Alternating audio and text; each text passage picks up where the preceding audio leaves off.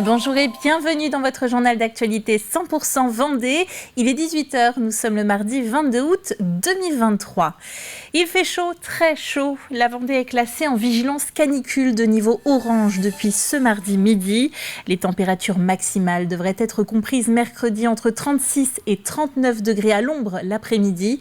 La nuit, les minimales ne descendront pas sous les 23 degrés. Même scénario pour la journée de jeudi. L'air ne deviendra plus respirable qu'à compter de ce vendredi. Alors, une fois l'alerte canicule lancée, la vigilance s'organise dans les communes. Prévention et actions particulières à destination du public vulnérable est mise en place. Exemple à Dompierre-sur-Yon. On a, nous, le registre communal des personnes vulnérables qui est tenu, où les personnes se déclarent auprès des agents d'accueil. On a aussi une vigilance particulière à Dompierre-sur-Yon sur les personnes âgées de 80 ans et plus qui, en plus du registre des personnes vulnérables sur la commune, sont en lien direct avec les élus du CCAS, du Centre communal d'action sociale de la commune. C'est toujours possible pour les personnes vulnérables ou les personnes âgées de pouvoir se signaler auprès des agents d'accueil de la mairie ou de leurs élus communaux pour effectivement avoir un lien et signaler quelque chose si toutefois il y avait une problématique. Ouais. Au centre hospitalier départemental de Vendée, parlons maintenant d'une innovation, l'arrivée d'un robot chirurgical, le tout premier dans le département. Il permet des soins moins invasifs et plus précis. Avant sa mise en service le 14 septembre, les médecins apprennent à le manipuler. Alix Lanos était présente à cette formation. Le docteur de Boutmassé, chirurgienne, est en plein exercice sur le simulateur. Mais dans quelques semaines à peine, elle opérera à l'aide de ce tout nouveau robot chirurgical. Un équipement de pointe aux nombreux bénéfices pour les patients. Donc là, on est sur un simulateur, donc je vois l'intérieur du simulateur. Mais sinon, après, je verrai en 3 dimensions l'intérieur du patient. Et je vois aussi mes instruments que je vais pouvoir manipuler. On est sur de la chirurgie qui est mini-invasive, donc c'est des patients qui vont récupérer beaucoup plus vite de leur chirurgie, qui potentiellement auront moins de complications. Cette chirurgie robotique est surtout axée sur la prise en charge du cancer. C'est un projet qui est pluridisciplinaire, qui va servir aux chirurgiens urologues, digestifs, gynécologues et ORL.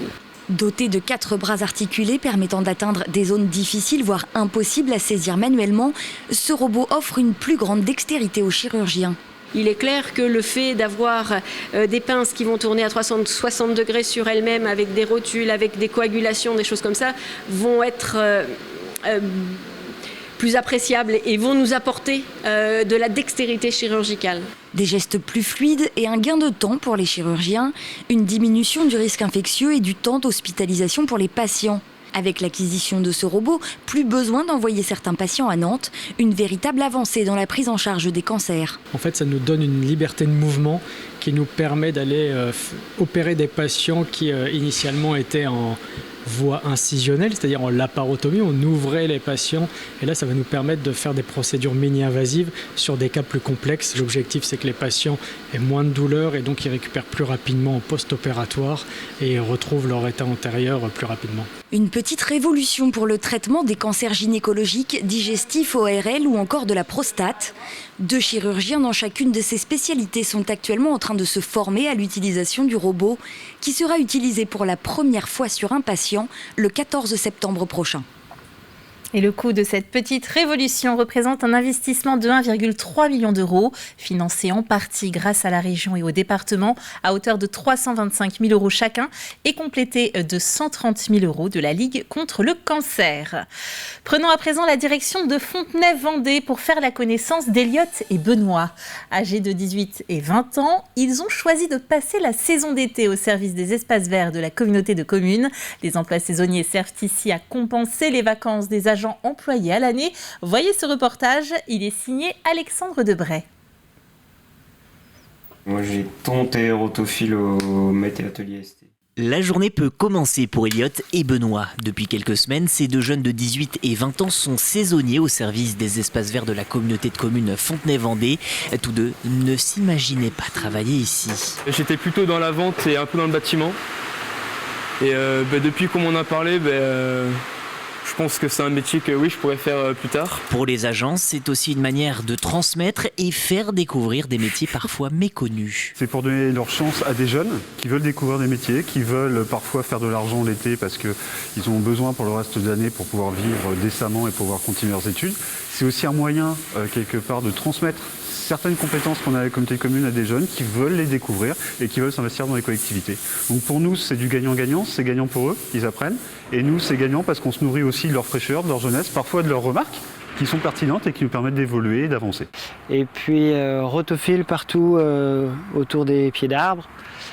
Benoît, si tu veux prendre le rotophile et puis Elliot, tu vas faire la tondeuse. Les saisonniers sont toujours supervisés par un membre de l'équipe permanente des espaces verts. Un métier bien loin des jobs de saison plus conventionnels liés au tourisme et au littoral. J'ai préféré rester là parce que de 1, je suis plus proche de chez moi. Et la côte, je sais pas, j'aime bien, mais je préfère ici, au moins je connais bien le coin. Tout ce qui est resté en intérieur, ça me plaisait moyen, comme l'accueil de loisirs. On restait pas forcément en intérieur, mais je sais pas, ça me plaisait moins. Avec le renfort de ces 2 saisonniers, le service composé de 5 membres permanents peut donc tourner à un rythme normal malgré les congés et les arrêts maladie. Ils viennent d'abord remplacer nos employés qui sont en vacances et puis on a des renforts ponctuels à la fois dans les centres de loisirs, bien sûr à la piscine, aux espaces verts aujourd'hui particulièrement. Donc on a besoin effectivement à la fois de manière saisonnière et puis en remplacement de nos agents communaux et intercommunaux. Au total, 350 agents travaillent pour le compte de la communauté de communes de Fontenay-Vendée. 36 saisonniers ont été recrutés en supplément pour les besoins de l'été. 21 379 participantes pour l'édition 2022. L'édition 2023 fera-t-elle encore mieux ?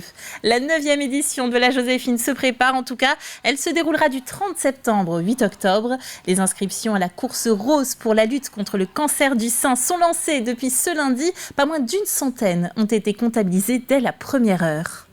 L'année dernière, c'est plus de 160 000 € qui ont été collectés lors de cette opération. Et depuis 2015, depuis le lancement de la Joséphine, c'est plus de 600 000 €. Eh bien, ça permet en fait à la Ligue contre le cancer de Vendée, qui ne fonctionne que grâce aux dons, je le rappelle, eh bien, de financer, de poursuivre l'ensemble de ces missions. Donc effectivement, il y a un besoin de plus en plus important. C'est plus de 600 nouveaux cas déclarés chaque année de cancer en Vendée. Donc on sait que voilà, le besoin est là. Et effectivement, plus les dons seront importants et plus les actions pourront être mises en place à destination des femmes touchées par la maladie du cancer du sein. Comptez 10 € de participation et la clôture des inscriptions est pour le 24 septembre. C'est la fin de cette édition. Merci de l'avoir suivi avec nous. On se retrouve demain à 12h30 pour un nouveau journal. Belle soirée.